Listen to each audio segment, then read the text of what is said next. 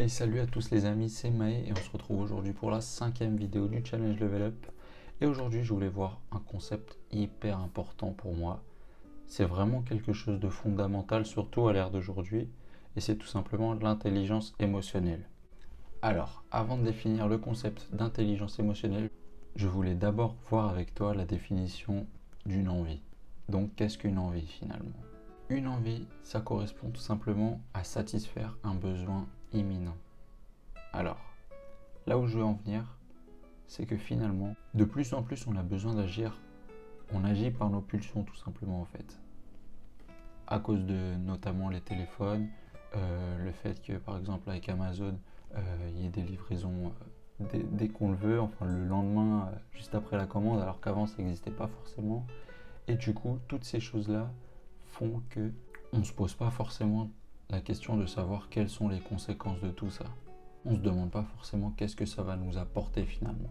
Du coup, pour revenir à l'intelligence émotionnelle, c'est tout simplement qu'il y a un concept qui est né dans les années 90, défini par notre capacité à connaître, gérer et comprendre les émotions des autres.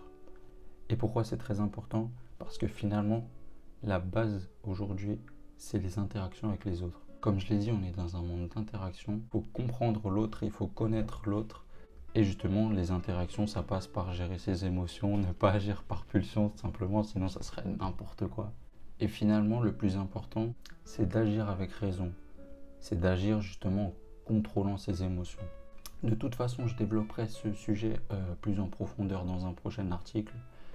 Donc je développerai vraiment l'importance de l'intelligence émotionnelle, l'intelligence sociale, parce que c'est un concept qui tout simplement nous permet d'améliorer nos relations, de mieux vivre avec les autres, de mieux vivre avec soi-même, tout simplement. Parce que si on connaît nos émotions, on a la capacité de se contrôler, de gérer, et c'est important pour tout finalement. Pour gérer nos peurs, gérer nos angoisses, gérer nos colères, gérer nos stress, et toutes les émotions qu'on peut connaître justement. Avant de finir, je voulais te poser une question, une simple question.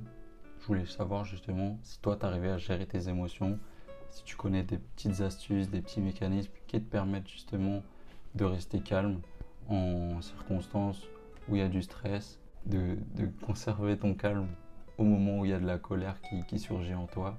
Et voilà, du coup, fais-moi un petit retour pour savoir si toi tu arrives à gérer tes émotions. Et puis moi je te dis à demain pour la prochaine vidéo. Allez, salut!